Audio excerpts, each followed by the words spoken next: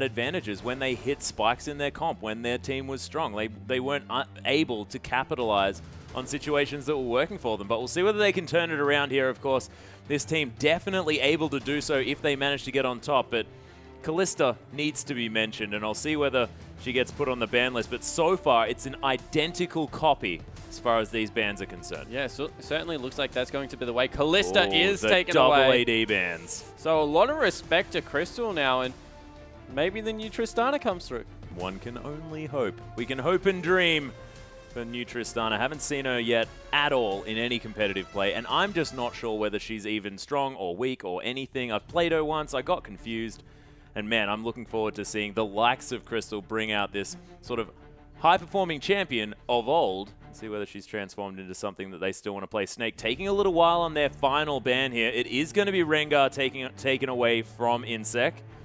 Kohler now has an opportunity to pick his first champion. The Rumble is available. He could take that again, but he got punished for it in the last game. Yeah, certainly did, and it looks like Flandre's answer to that was to pick up the Morgana, then swap the lanes and just be able to drop the puddle. But I like the Cassidy pickup. It's a much more aggressive top laner if that is where it goes. Also has the ability to go mid. Korn plays that one as well.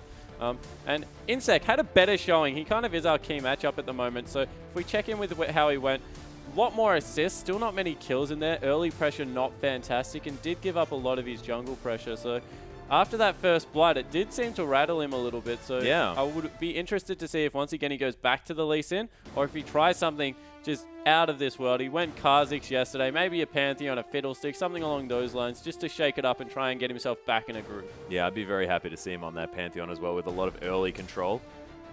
Barker now looking at this Azir that he's played quite a lot. But, you know, with that Cassidy lock-in, very flexible pick, as you mentioned, that could be heading into the top lane, and he could face off against a Xerath in the hands of Korn. That could easily happen. Yeah, it certainly could, as well as the fact that Ahri still is open, can farm out the lane fine, and then roams around particularly well. Another pick away from Zero here. Ella taking the Janna again. Definitely a strong support, and Ella plays it well, so you can't just say it's only a pick away. Definitely is a priority pick that Snake like to have in their lineup, but Zero seems to be the person on this lineup from Starhorn that does get bullied a little bit. Yeah, or at least respected for his ability to play. A couple of these champions, of course, was considered sort of Mad Life 2.0 on that Thresh as well. That's why you see that one on the ban list so incredibly often. HYY going back to a staple pickup here, not looking to hit up that Graves, going for the Corki yet again. That is his comfort champion. That's an insta-lock Annie as well. Yeah, so it might be Annie in the bottom lane. Also seen it in mid and top, so you can never be sure exactly. Could be a jungle Annie, who knows? Can never be sure exactly where Annie's going to go. I think that HYY's best champion is definitely Corki. Yep. He just farms a lot better on it, able to control the wave a little bit better. That's a lot of burst potential that comes out of Annie as well as Corki. Also means that they can open up for an AD mid laner if they would like to. Something like that Ezreal that can come through from Korn. Yep. Have the double Trinity power spikes. And the Nunu actually being looked at by Beast here. We mentioned that with the change of patches, it was falling out of favor a little bit. Azir is actually a terrific Blood Boil target, which is very unique in the mid lane. And you throw in a Kog'Maw as well. That's two very hyper-scaling carries. Yeah, and we're talking about Crystal here. Has shown a lot on this Tristana last week. A little bit before that as well. Has played a lot of that champion. Kalista there as well. Draven needs to get a mention, of course.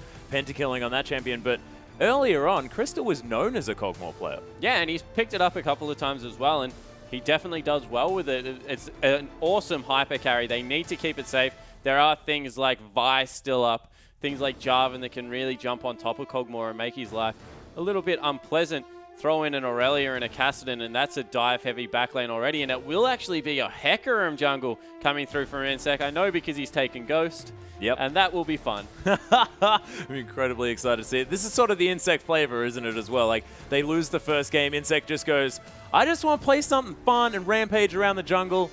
Pick an Hecarim. Can you pick a better champion to do that on? I don't think so. No, so Hecarim definitely brings some unique things to his kit that not a lot of other champions do. Of course, scales off that move speed, so nice to be able to dash in there with your E and smack people in the face with your hooves. Yeah. And going to be against an immobile carry like Kog'Maw means that if he can get through onto the enemy lineup, he can wreak havoc in the backline. And they've got a very good dive-heavy comp here.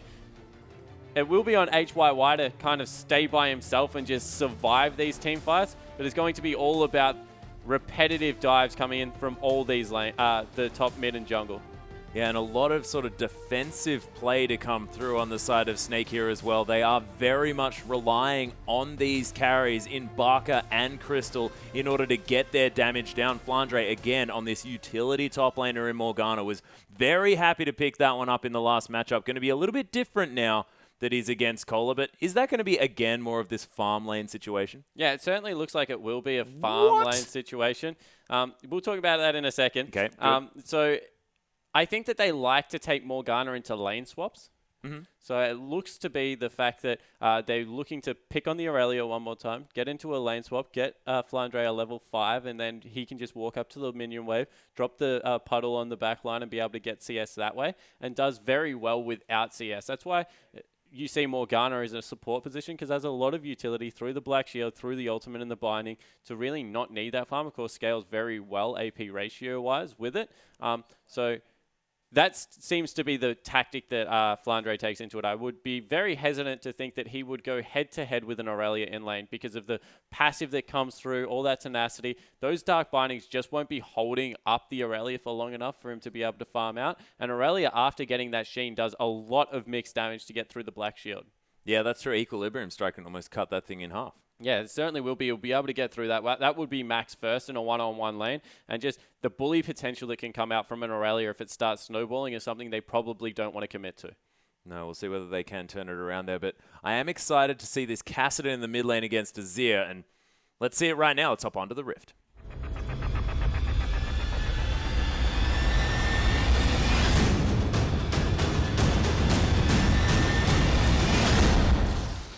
And here we are, ladies and gentlemen, with Game 2. Starhorn Royal Club taking on Snake, looking to bounce back and make this a 1-1 and deny Snake their dreams of tying with OMG in the second place of the LPL standings. Snake again grouping just a little bit and setting up for something. And I'm incredibly happy to see Beast on this Nunu again. I thought it might have fallen out of favor a little bit for some unknown reason, but he's still there. Happy to ha around the map. Yeah, still picking up the jungle Nunu, going to look to counter jungle. What is a teleport Hecarim? Yeah. Atlas. This is what I sort of lost my mind about before, ladies and gentlemen, but teleport Hecarim. So double teleport coming through from Royal Club. Maybe they have something special. Maybe they're just on complete tilt. Who knows? But Insec has taken a very unorthodox summoner spell onto the jungle pony. Yeah, but this is going to mean those teleport home guard ganks are going to be so devastating. Because you get all of that extra AD scaling and you run pretty quick when you got a home guard. Yeah, exactly right. And we actually see a fair bit out of the top lane Hecarim that is starting to make a resurgence around the world. So Insect will be able to jungle extremely quickly. Hecarim's still a very quick jungler once you start getting that Q stacked up. Able to get through, but you can't stack it on your support though, unfortunately, as Insect just found out. But we'll see exactly what he can get done around here, and it will be standard lane, so they're electing to send a Morgana into an Aurelia, and I can't believe that. That's very brave coming out of Snake. Yeah, choosing his words carefully is Jake's Spawn type hearing this game, as Flandre is definitely a confidence player, and he might just be saying, I don't even mind what he takes against me. I'm just happy to play out this lane. Yeah, exactly right. And maybe he's just going to look to get the W down, shove it out, and then just roam around the map. Of course, Korn will be a great target to try and gank. A lot of damage will come out of Baka on this Azir. So being able to couple those two champions together will be a good thing. And Korn just going to be farming this lane so far. And is it going to be about level 3 where Flandre really needs to be careful in this lane once all of those abilities come through from Aurelia? Yeah, Aurelia really gets going at around the level 3, level 4 mark. And then between level 7s and 8 is actually extremely strong. Once you put that ultimate in there, gives a lot of sustain if you fight in a minion wave. Able to also augment a lot of the burst, specifically if you pick up a Sheen with it. Because you can just proc your Sheen so many times in little skirmishes. So overall, just a really solid laner on even or better terms with most of the current meta laners. And Crystal and Ella were pressured once level 2 was reached first by Zero and HYY. And Zero trying to put the pressure on with this Annie. You can see getting a lot of harass down with that stun, but HYY tends to be taking a lot of auto attacks from Crystal here as well, who's a beautiful butterfly on that bottom side. Another Q going to land on a Barker here in the mid lane, but just a little bit of trading harass back and forth. Yeah, and now it's up to Korn on the melee laner to really just be able to go even in the lane and not get bullied around too much. Just farm up as best as possible, because we've all seen how these Kassadins scale in the LPL.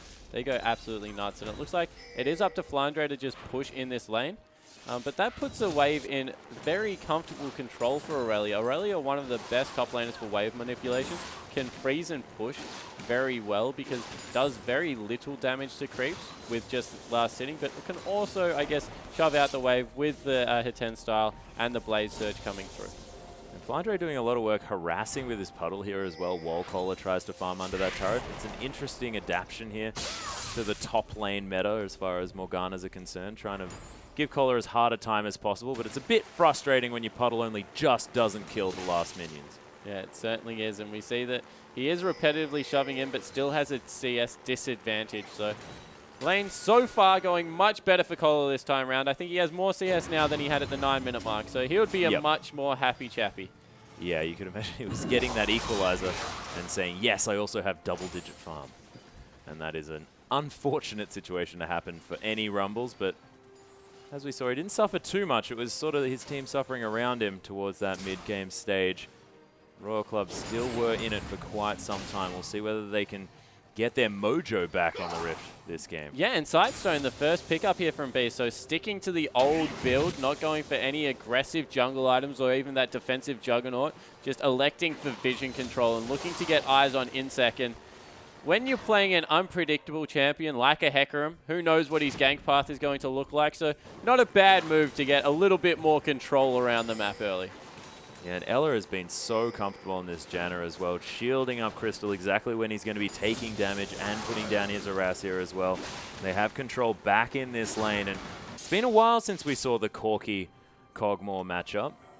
Seems to be going okay here for Snake on the bottom side. A couple of farm in the lead, but is going to be HYY able to farm up these creeps the backside. The matchup actually started going pretty firmly in Kog'Maw's favor towards the end when Trinity Force became a popular rush item, because he actually trades extremely well burst for burst with champions, able to throw out that ultimate and just one auto attack for a lot of damage, and activating W with a Sheen also does surprising amount of burst. So we saw a little bit more popularity when Kog'Maw was used fairly frequently. Yeah. And of course, never can underestimate the poke damage that comes out of a Corki, however, in these lanes. Not to mention the fact that Kog'Maw has some respectable AP ratios as well on that ultimate and, of course, that W. So able to utilize that Sheen to great effect here for multiple reasons. Now going to be attempting to zone Royal Club out of this lane. A lot of respect from Royal Club onto Crystal here, who seems to be just having his way with this lane. Yeah, I think the Royal Club has just recognized that in ganks, Insec is fairly useless until level 6. So they're just trying to go even in all their lanes, not push anything. They're actually winning top lane, which is a lane they should be winning. They're fairly even across the board in other lanes. So just try and get to the point where they're not bleeding objectives like they were last game, and then they can group up for these nice big Hecarim ultimates. See whether that Onslaught of Shadows can be used to great effect when it does come through. A little bit similar to the Rengar that Insec, of course, also loves. The same sort of gank path, the same want to get to level 6 as quickly as possible and affect the map at that stage. And so far, he's happy to try and get to that point, as it looks like the Warrior Enchant going to be opted in for from Insec, so he's going to have a fair bit of damage when he does hit that level 6 mark. Yeah, he certainly will, and hasn't swapped over to the Chilling Spite yet, of course, stealing a lot of that that movement speed away, giving a nice little boost of AD in the build. Yeah, true. Top lane, Kohler's actually gone for a Sheen first item, so an extremely aggressive Aurelia pickup, trying to get in the face of Flandre. Has got the CS advantage, but Flandre still repetitively, I guess, pushing that wave in. Yeah, just doing his best to make sure that he has the creeps at his side as well, and that is something that Morgana's often going to have because he can clear these waves so quickly. Of course, Transcendent Blade's going to be needed from Kohler if he wants to answer that level of pushing power. And Crystal, not even level 6 yet, able to put so much harass down onto HYY, and in a lane that's Corki Annie. I mean, there's a lot of burst potential there. And getting to level 6 early, very, very important. Yeah, and they're pinging out the fact that the mid laner, Korn, has actually gone into the top side of the map. They saw him there, they've backed Flandre away, and this is actually Beast picking up a first uncontested dragon in response. Really nice play coming out once again from Snake for early objective control. Just a ward over the back of the pit, and that's all it's going to take. This dragon will go down. Yep, Beast using that smite, consuming it up, and Crystal and Ella didn't even need to leave their lane, nor did Barker. A complete solo on that dragon as Beast hit that level 6 mark, and it's not going to be any timer hit here as Flandre takes so much burst damage from that Sheen. In tower range, he gets caught by the Dark Binding though. Flandre is going to be safe for now. Doesn't have his flash, doesn't have his teleport. He's going to have to be careful here, and decided to go for that Fiendish Codex as well, so still going to be attempting to pick up that Morella Nomicon early on. Yeah, certainly is. Double Durans will keep him nice and safe in lane. They're actually rotating up the support player. Ella up into the top lane with Flandre trying to keep him safer. That will mean that they cede a little bit of the pressure that they gained in the bottom lane. There's a 10 CS advantage for Crystal here. And he has been spotted out, so pinging the top lane back. Now see if they're actually... Royal Club are matching it. They're sending Annie into the top lane as well. This is very interesting play. And you were talking about the fact that Royal Club are playing incredibly reactionary. I think that is almost proven right here with Zero answering that one, because you have to think that the Flash Tibbers, now just available, they could have just destroyed Cogmore, taken a tower, and moved on from there. Yeah, exactly right. It looks like they're trying to get a Tibbers in another area of the map, however. Zero looking for Barker. And actually, Barker going to be taken here from Zero straight away. W's and E's out of it. Flashes straight away as well as the Rift Wall comes over the wall. Intelligent flash. Is Beast going to take away that red buff as well. Tibbers scouting mission just a little bit, but blows the big cooldown and doesn't find Barker, but does get that flash. And Barker, again, picking up Exhaust in the mid lane. Yeah, so Barker going for the Exhaust against what is pretty much a double assassin if you count Aurelia as an assassin. She does triple if you count, you know, Annie as well as Hecarim. Maybe it's a quadra assassin. Who knows? As once again, a repeat visit to the top lane. No flash for Con. He's in trouble. Oh, Dark Binding finds him here as well. There's the Soul Shackles. Cola in a lot of trouble. There's the last proc. Oh, not actually going to find it just yet, but it does in the end. Absolute Zero going to do so much work. Look at the full channel. Tear that horse apart. And Snake, 2 for nothing in that situation. Yeah, Insect flying in there, put out a lot of damage, but then after the first rotation was used, not really much he could do and had to take the full channel. If we have another look, Kolik just gets caught out, overextending in the lane. Insect comes in and Kola survives for a surprising amount of time, but a full channel Nunu ultimate at level 7 is going to do work. Oh, yeah. That was despicable damage. Half the health of Insect, who's now going to be teleporting in. The Onslaught of Shadows could be available, but he bounces into the wall over and over again. He's tanking up this turret. Oh my goodness. Barker wishes he had some more mana so that he could finish off that silly horse.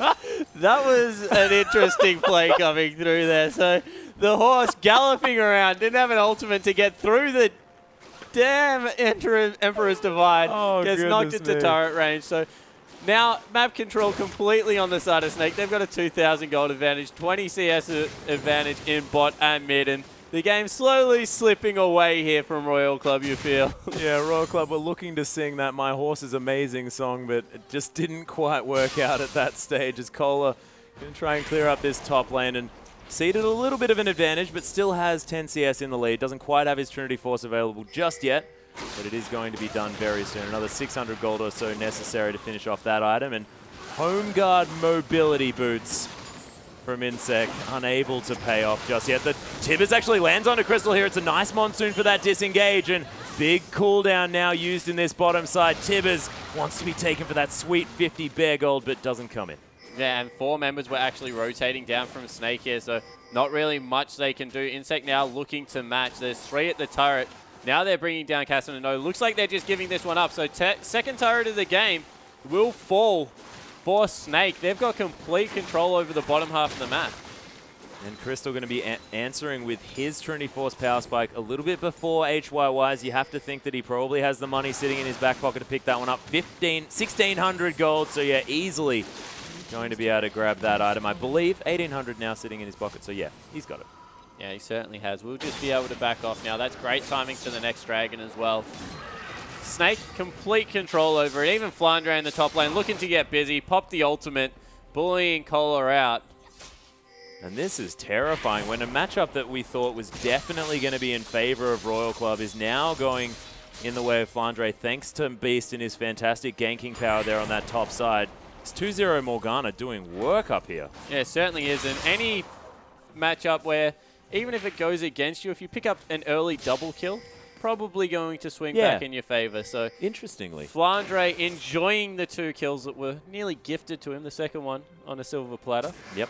And we see Royal Club now trying to group up. They've lost nearly all of their outer turrets. The top one, you'd have to think, is not far away with the pushing power of Morgana. And unless they can get a really good team fight in the next couple of minutes, they might just be slowly starved out of the game again.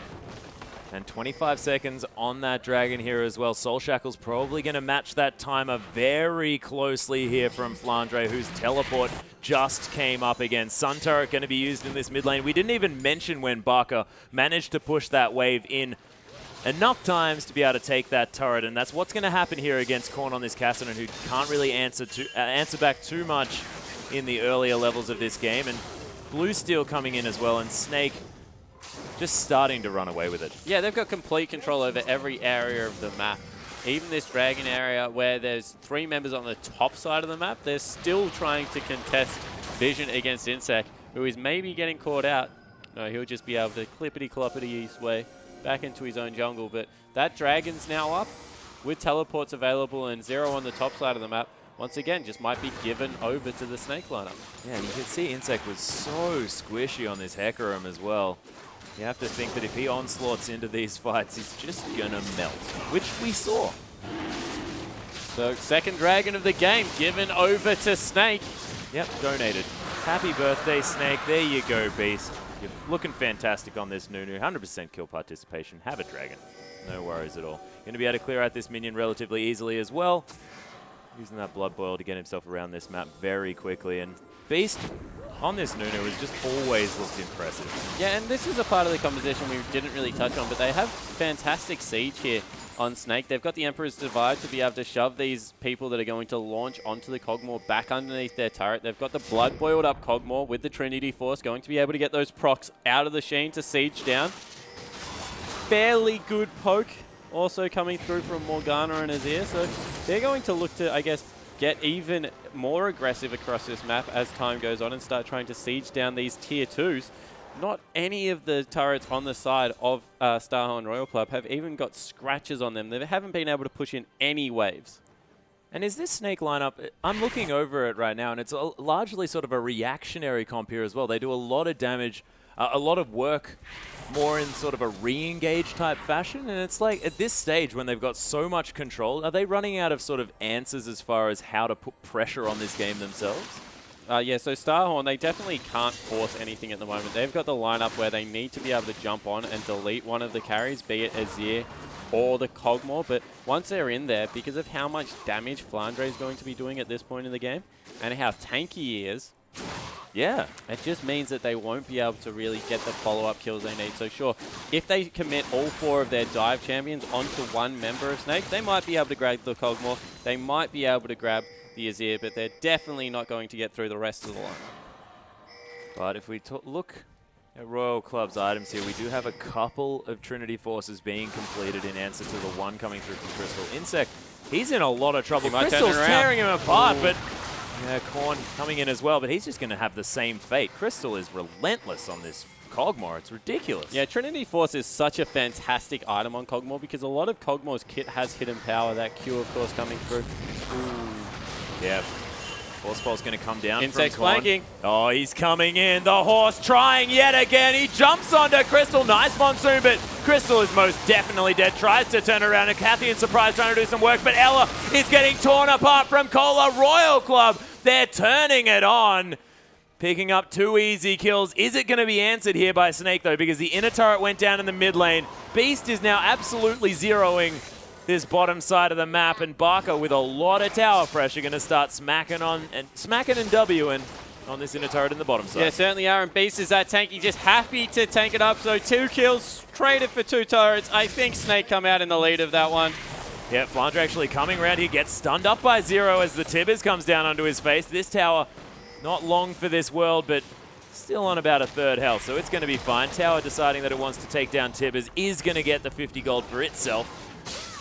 As Beast and Barker in a bit of trouble. Emperor's Divide going to save them from that one, as this outer turret's still available as well. Flandre actually pressuring 2 people out of lane here by himself, so showing reckless abandon, flashing forward. Trading flashes here with the AD carry as well as Flandre. We've spoken about his aggression before, and he's definitely able to demonstrate it here on this Morgana now.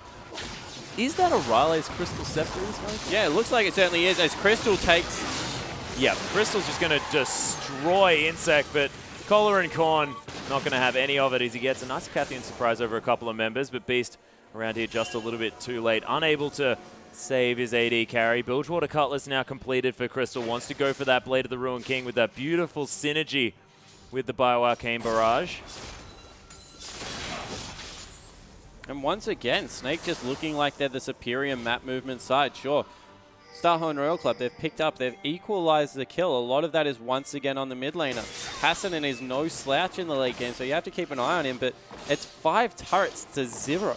There's just so much more gold. If you want to see where the gold lead, that's 100% of the lead. That's 5,000 gold in the pocket of Snake that just isn't an option for Starhorn now. So, and with how far out the waves are always being pushed, even if they win these team fights, there's just nothing they're going to be able to do about it. They can't push that far that quickly.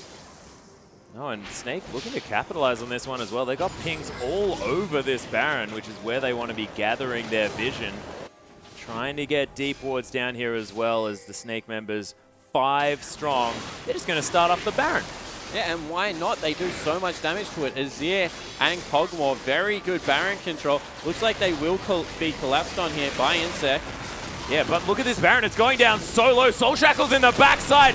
It does get taken easily here by Nunu, and Insect's going to fall down straight away. Korn gets hit by a Dark Binding. Look at the Emperor's Divide tearing him apart. Crystal picks up the kill, and Snake grab a Baron. 2 kills already, and they'll be able to follow these super creeps into the base, you have to think. Yeah, and we've already complimented them how good their siege composition is with the Kog'Maw and the Azir. So being able to have these Baroned up creeps now means that they'll be able to tear through with the Trinity Force. They'll take the first inhibitor of the game at only 21 minutes, and Snake are on a roll. They are 10,000 gold now, the lead, as the inhibitor falls down. Map entirely owned by Snake at this stage of the game, and we were talking about Royal Club maybe not having the confidence in that last game.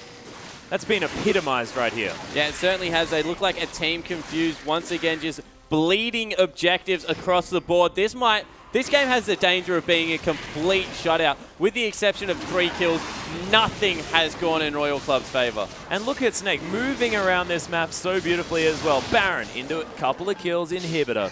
As soon as they finish that, the dragon comes up. They take their 3rd unanswered dragon of the game.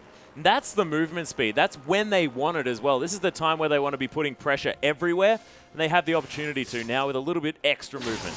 Yeah, they certainly do. And Insect looking to even start split pushing now, and that's when you know that a jungler is in a bad position, when he's starting to soak up the valuable experience and gold around the map. Feels like he needs to be even more relevant, and I hate to say it, Atlas, but he has the danger, if he doesn't pick up a kill here, of repeating a 1 kill across 2 games for the 2nd time. Insect just not feeling the form that he's had in prior years. Of course, fantastic player in his own right, just hasn't been able to find his moment in this game, and you have to think that that first opportunity in that top side just went so horribly wrong. It must be playing on his mind as they enter the later stages of this one. And we haven't even spoken about Kog'Maw and how brutal he is in the late game as well, because I don't even think we're going to get there. Yeah, we certainly are. He's already on 2 items, and 2 fairly expensive items at that as well, with the Trinity Force and Blade of the Ruined King.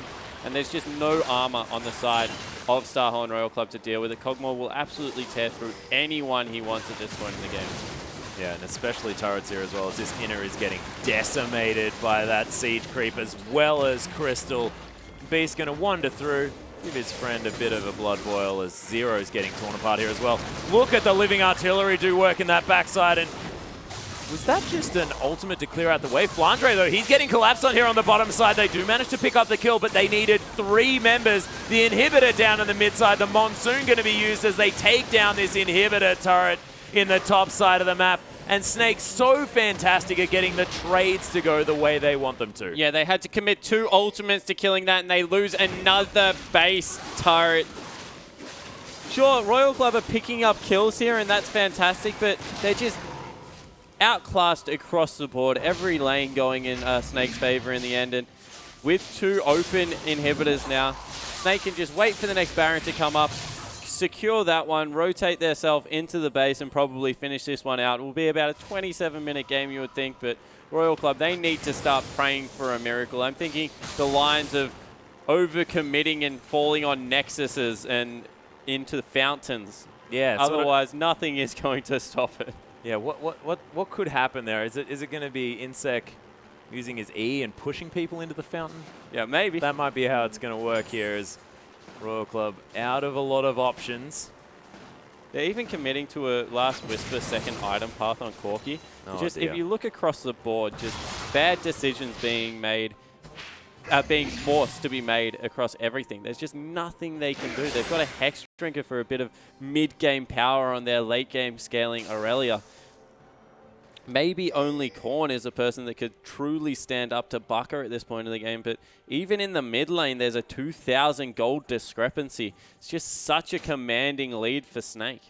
Yeah, and when you've got sort of 2 extra kills in that lane as well, is 40 CS and all of the global gold. When it's 8 turrets to 2, 1 Baron to none, 3 dragons to 0, Snake are just all over this game, and they're heading straight to that top side. The teleport going to be used on the bottom side of the map as they're looking to pick up Flandre yet again. Black Shield's there. He uses his ultimate, but Cola, he's going to just jump out of it. Insect taking a lot of damage.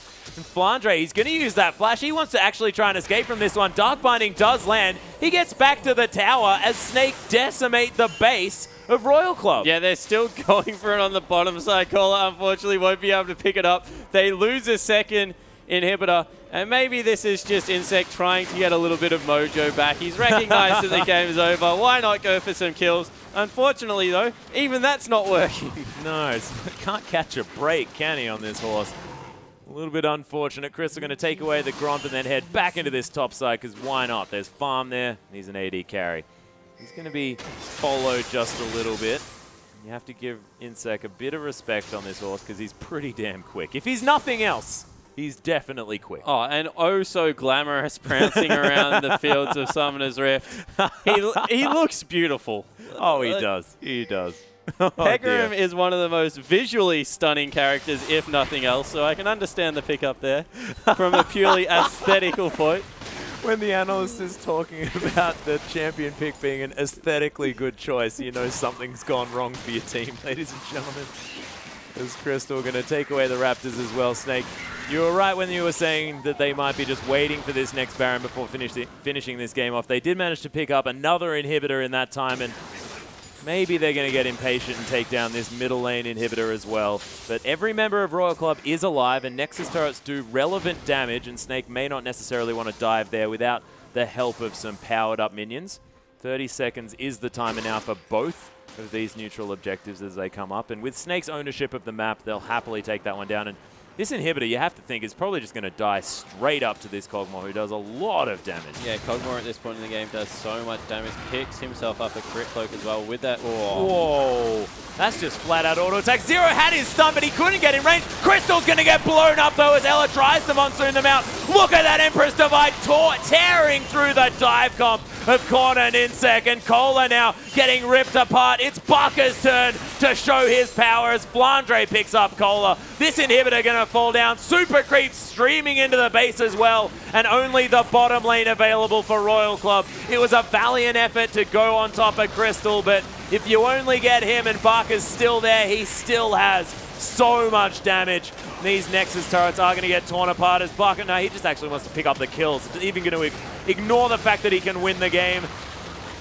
As now the members of Snake turn their attention to the Nexus, and what a clinic put on by Snake this game against Royal Club. Ella not even going to fall down there in a beautiful display, and now our second place team tied with OMG is Snake. Yeah, that was a pretty brutal clinic put on by Snake of how to control a map objective. No turrets, no dragons, no Baron taken by Starhorn Royal Club in that second game. A complete shutout. Yeah. And you can see the frustration starting to grow. It's just there's something missing. It's not clicking. And across the board, just outperformance in every lane. We keep saying that when Name comes back, that something might change. But when you're losing top, you're losing jungle in such emphatic fashion game after game. Maybe that won't even be enough. They need to really go back to the drawing board. Yeah, and Starhorn Royal Club, they're probably also going to be relying on the fact that the confidence boost given to their whole team when Name comes back is going to be really important because they're then going to feel like this team that can push forward. Of course, right now, they feel like they're playing with only one leg, you have to think. Yeah, certainly are. But on the other side of the rift, Snake must be feeling fantastic. Out of the LSPL, really no expectation on these guys. We knew they were a great team with Flandre in the top lane, but Crystal, Bucker, and Beast really stepping up. Got to mention Ella as well. And now to contend with the likes of OMG and EDG, these guys are here to play. Oh, yeah. But let's go to our next matchup very soon, ladies and gentlemen. M3 are going to take on Energy Pacemaker.